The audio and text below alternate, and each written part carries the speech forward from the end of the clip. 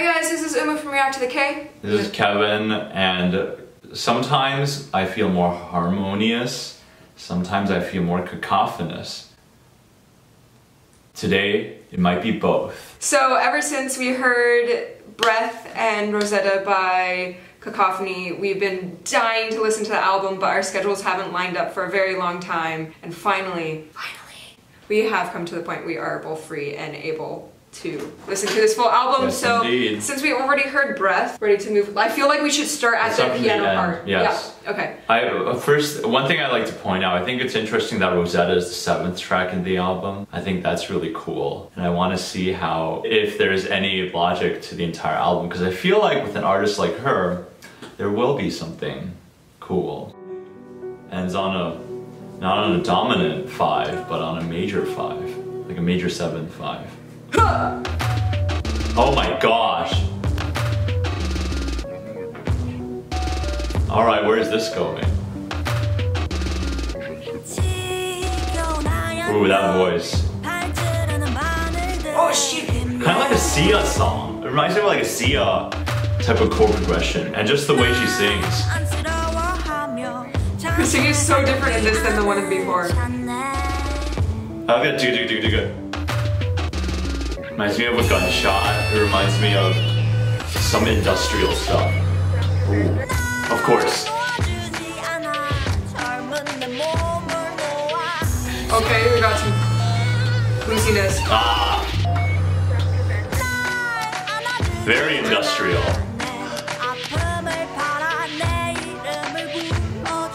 So many bluesy notes. Yeah. It feels so unstable.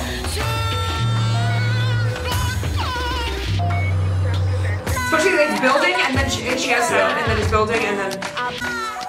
With a sound like this, the sections don't even need to distinguish themselves. Yeah. They're just in for the ride. What is a chorus? What is a verse? I don't know. This is just... I think it's just A-B. There's a section where she sings in a lower tone. There's a section where she belts a little more. That's it.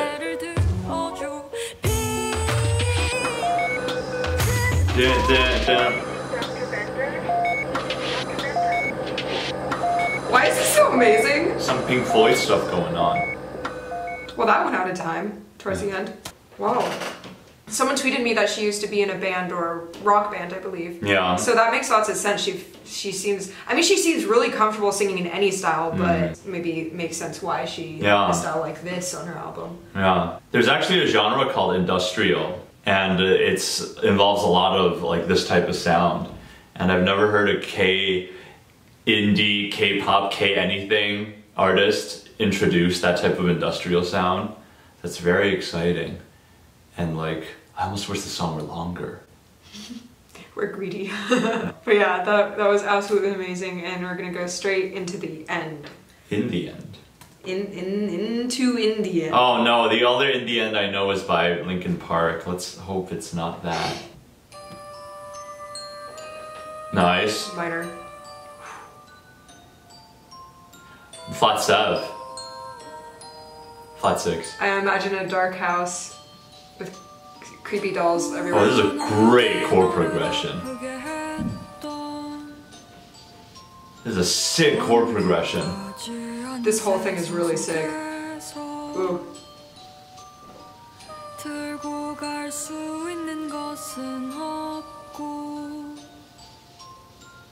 I find it interesting that the background vocals are only in the right earbud, right? Ooh. I don't think so. Left earbud. Oh. And then it turns into this.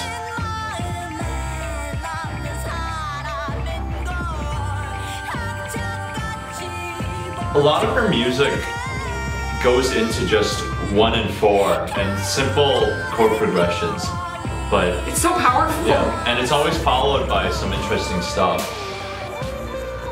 Nice. Ooh, very abrasive. Do you hear the guitar part? It's not a guitar. It sounds like some sort of synth. That's not a guitar.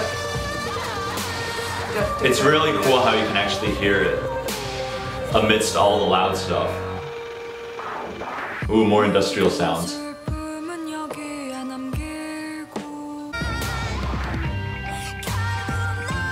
This is the same chord progression as Breath, actually. I'm going to listen to this song when I'm really angry. This is a good angry song. Yeah, it's certainly, that's funny because most people listen to the Linkin Park song, but this is way better. Ooh. Backward. Oh, we've got some reverse reverb. Ooh, it's the same thing, but in different iterations.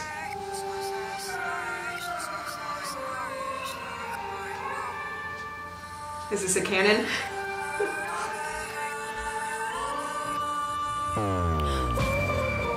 And we're back. Yay! Wow, that was so hauntingly angry and beautiful. We now know 4 tracks of the album, and I think they're all really frickin' strong. You ready to move on to Comme un poisson dans Dans les cieux. Thank you. Fish song.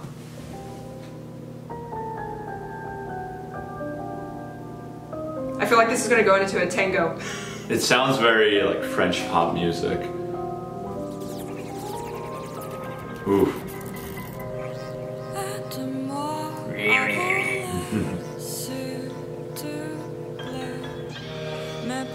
Oh, this is a new creation. Ooh. Ah, a little flat too.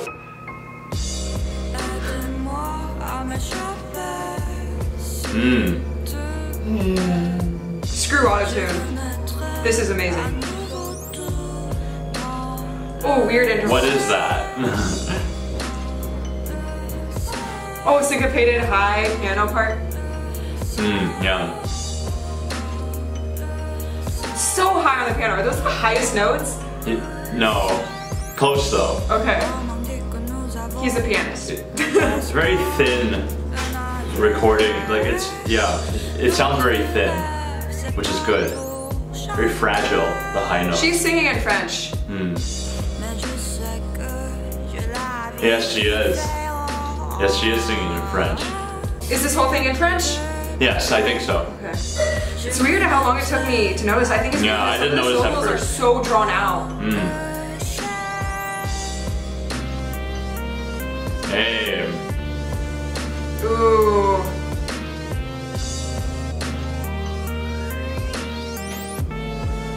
I don't know what that is. I don't know what It's that great. is.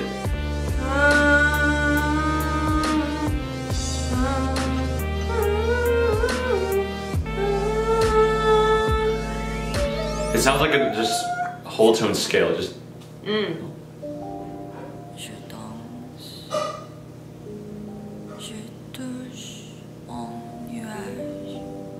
Nice.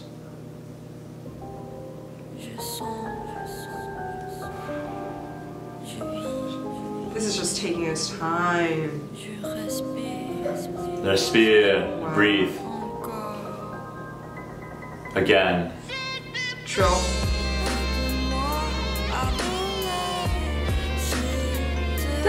Yeah. Okay.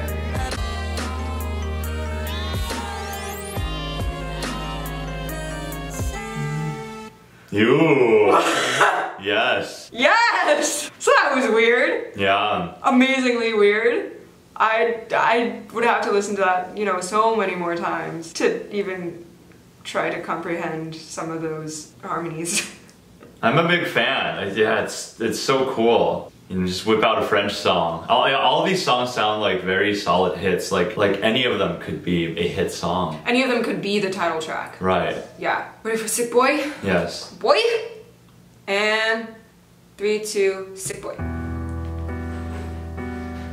Ooh.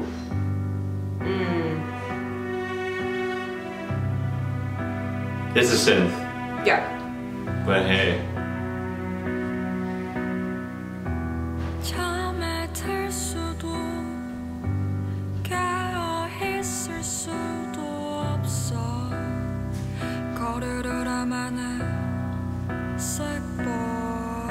Ooh. She really leaned into that. Whoa. Ha ha ha. It switched earbuds. That piano was really cool. Now there are two singing.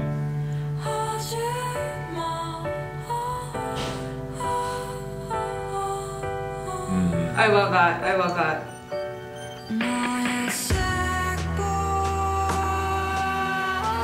Yo, a lot of quarter tone stuff, microtonal stuff going on. I'm never gonna get tired of that. Any note in this song has a chance of sliding, and I really like that.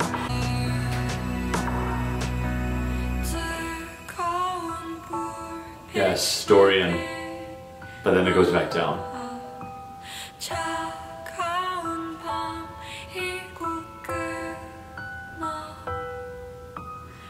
She really does like her little clips of Dorian. Gee, oh, that's so loud. It almost doesn't sound like a piano anymore. It's mixed in a way it's so creative. Got some harp. Oh, that's so cool. The strings change every time during the chorus.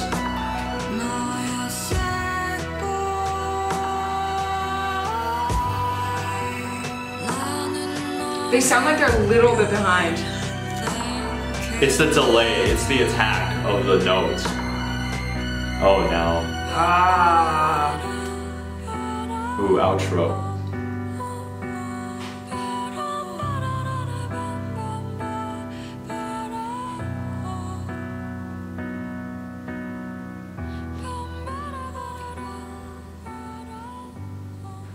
Fade it out.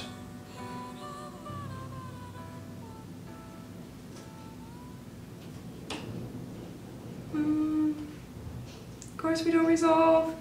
Yeah. Have any of her songs resolved? Good question. I can't quite remember. I don't think. I mean, Poisson definitely did not. That one had the most jarring ending. Breath and Rosetta did not. Okay. The win for that song is the mixing, because we had like a call and answer-esque background vocals, or it might have been just the vocal line too. Yeah, it's not background vocals. It's just the main vocals. Yeah. Except there are two main vocals, one occupying each ear. Which was really nice, and the piano stayed quarter notes throughout the entire thing, right? Basically. I think it's cool that it's a long song, and I will say it feels like a 4.5 minute song, but it also feels like it needed to be this long. You anticipate the chorus coming again, and you're just enjoying it. If I were to be nitpicky, and I know this is done with intention, some of the shorter songs, I think some like the bridge sections, the really cool stuff, the new stuff that she introduced in the bridge sections, they get a little short. They're a little too short for me. So you want it to be longer. And so for a song like this to just indulge, I really enjoy that. Tell me, tell me, no. tell me, and go.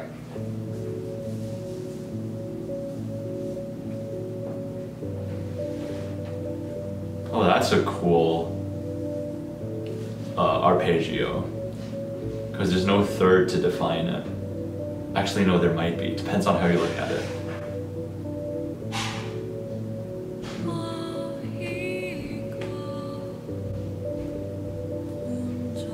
It's so open.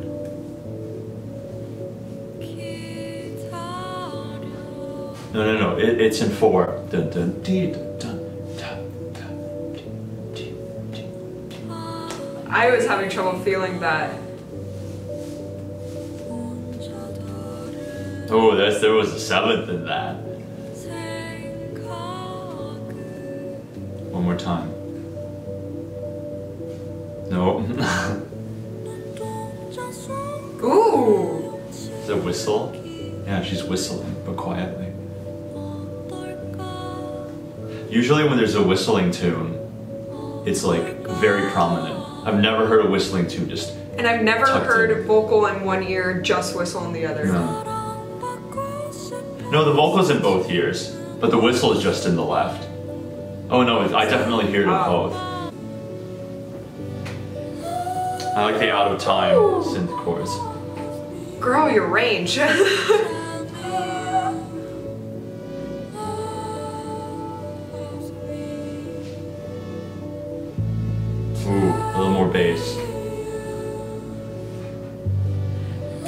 it's out of time. What? That was in time. Yes.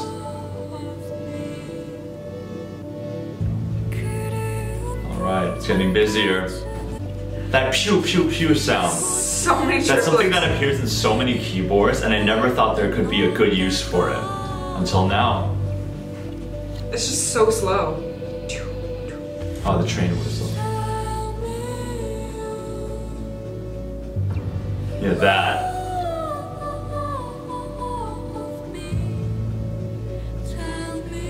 Her falsetto is so freaking beautiful. Ah. Wow. Symbol. I love that line. I love that line. There's a lot of, yeah, it's displaced. There's it's syncopated. Ebb and flow with a sense too. Ooh.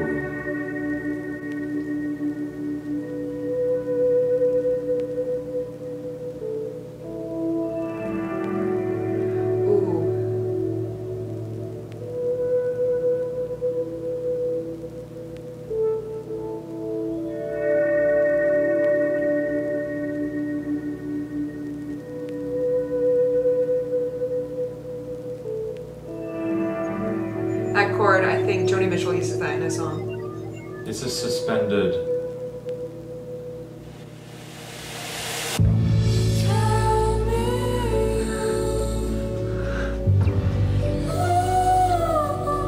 That's a range.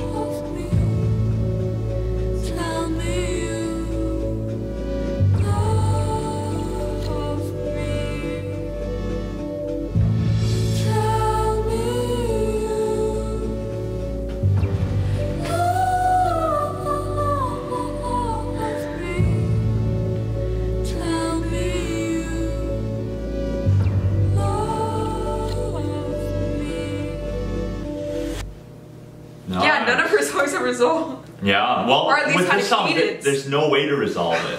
Well, actually, just kidding.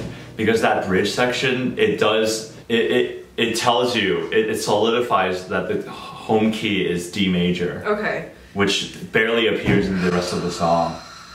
And like, man, first of all, the reason I didn't say much during it is just, nothing I say will do it justice. Like, nothing I say on the spot. Maybe if I plan it or write out a script to analyze this album, I can do it. But like, for a reaction, like, some of this stuff is so genius. And I was worried when this song started because around a third of the way in, I was like, if this song becomes, not that the other songs are like cluttered, but we've heard a lot of songs that are just very involved. A ton of instruments by the chorus. And I'm like, this song has a really cool mood so far. And it's built, like, it's the thickening, the texture. Yeah, it's slowly thickening, but if it stays in a relatively sparse texture, this could be my favorite song on the album. And not only did it stay sparse, but there was a point where everything suddenly switched off and you got this beautiful ethereal section that just does not appear in anything else. And then the chorus comes back. I thought the rest of the song was going to be just the ethereal stuff, but when the chorus came back, it made it even more powerful. So this is definitely my favorite song on the album so I think far. it might be my... I really love Breath, but this, with more listens, this might become my number one too. I was really, really moved, especially when they switched to the bridge. It was just the perfect choice. And I think everything that happened in that song, I know I say this a lot about her music, I've been commenting on her Instagram, but everything is genius, everything is brilliant, and this one just really, really touched me with her soft vocals, beautiful, smooth singing, and then with the triplet in the duple meter. And then, yeah, style change into the bridge. I'm speechless. I really, really loved it. Yay! I think Rosetta, I mean, we don't have to listen to it again, but it's a really cool song to follow up that. Yeah. Because it kind of sounds like a dirge. It's very very grounded. The place it reaches, it doesn't sound quite like it, but then again, I haven't listened to it a lot. Right. So my memory of it might be fuzzy. So far, the structure is really cool. And having Sick Boy and Tell Me, two rather slow songs in a row.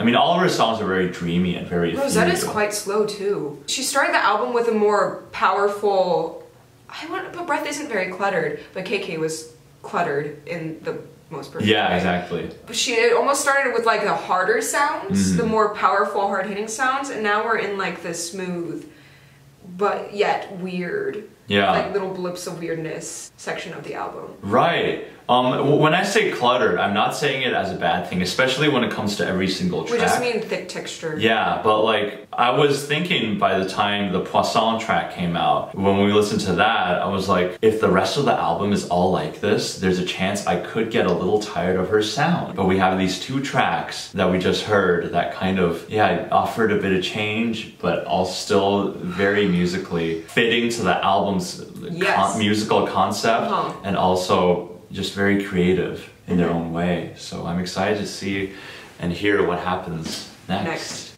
Jinx. Yes. 3, 2, white. Little white noise to start us off. Oh, that's not in tune, but it's like, yeah, it's bent. Ooh, I really like it. That's the purest one so far of the 4 bass notes. Ooh, sharp A flat. I mean sharp A sharp. Wow.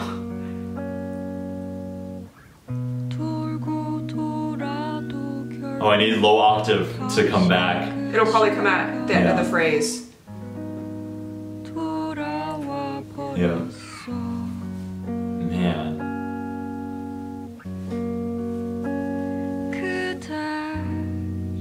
Nice.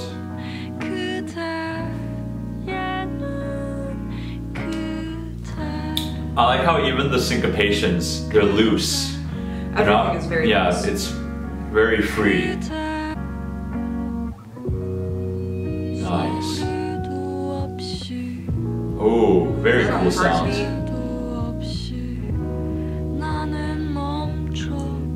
Hello, octave. Ooh, I like how the fade in, and the weird sounds that come after that. It's almost like a call and response. You hear a fade, and you hear little rattles.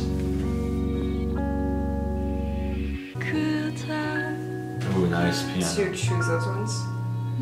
That second chord is so special. I'll talk about it after the song. Nice. What was that? It's such a weird chord.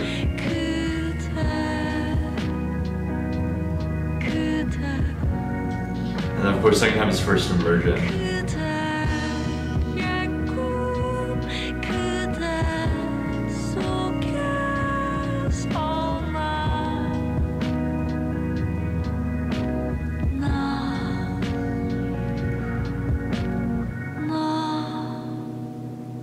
Slowly. And it's the white noise. What's the tonic of that song? That's the tonic. It resolves.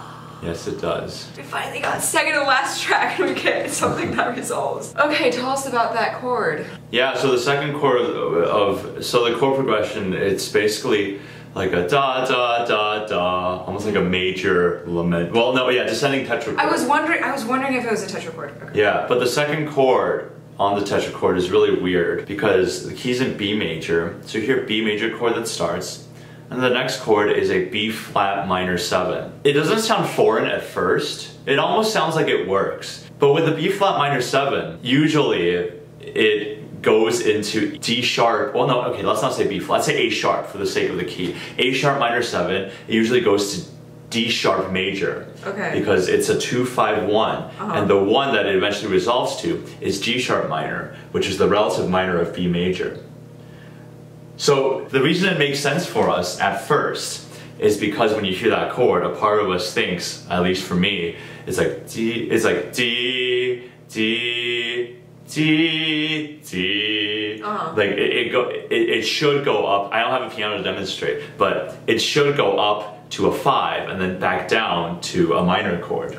But it doesn't do that at all. It sort of skips a step and goes directly to G sharp minor. Because of that, it doesn't make sense. Right. But this is modern music. It's not neat to have that classical connection. But I really like how she just plays with that. Right. Yeah. And especially like contrasting with the more romantic style, like you said, section in this song. Yeah. I like how there's something that should be along with that romantic style, but deliberately goes against it. And it's a brand new chord progression I've never heard.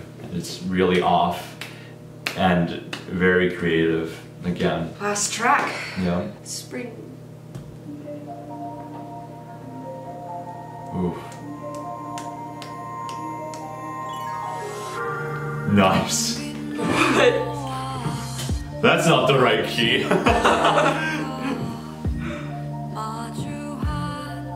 Lots of first inversion chords. But what the pop musicians call slash grid chords. chords and atonal bits.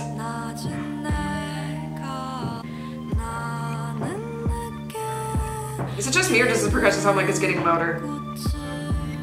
Yes. It's a very slow fading. Almost Grimes sounding percussion. Almost like Visions era Grimes.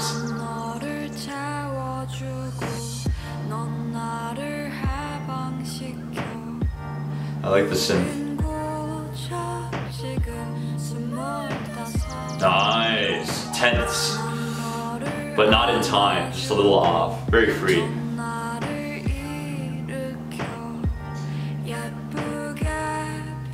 Whoa. You get this hovering feeling because the tonic is never in its root position.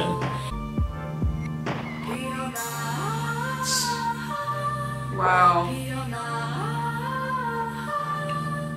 That line itself spreads a 10th, which is way more than most K-pop songs through their entire song.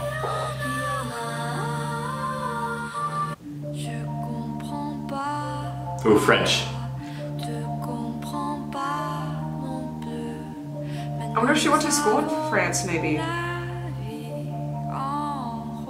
La Vie en Rose.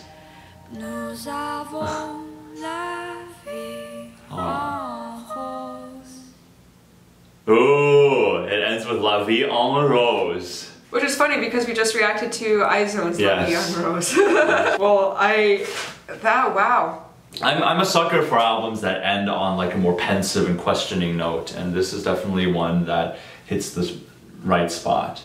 Yeah. What is there to say? I'm just so ready to dive into this album and re-listen as many times as I want. I don't want to assume anything, but it seems like with the way she put this album is very DIY. A lot of the synths used, I could tell it's like from a keyboard sound effect toolbox. I mean, if it's not that, please don't hate me, Cacophony. Like by the end of the album, I was familiar with the main types of sounds that she uses. But I think it's very creative that within that, you know, arsenal of sound, she can create so many wonderful, just musical pieces. That sounds so different from everything else being released. Yeah. As a first project, this is a damn solid debut. So amazing. Yeah. Yeah, multiple tracks moved me to tears, and honestly, I'm only ever moved to tears when I discover a song that I think is just so pure, or just saying something. I'm not very good with words, but basically I was just really touched and amazed. Holy shit. Yeah. Holy shit.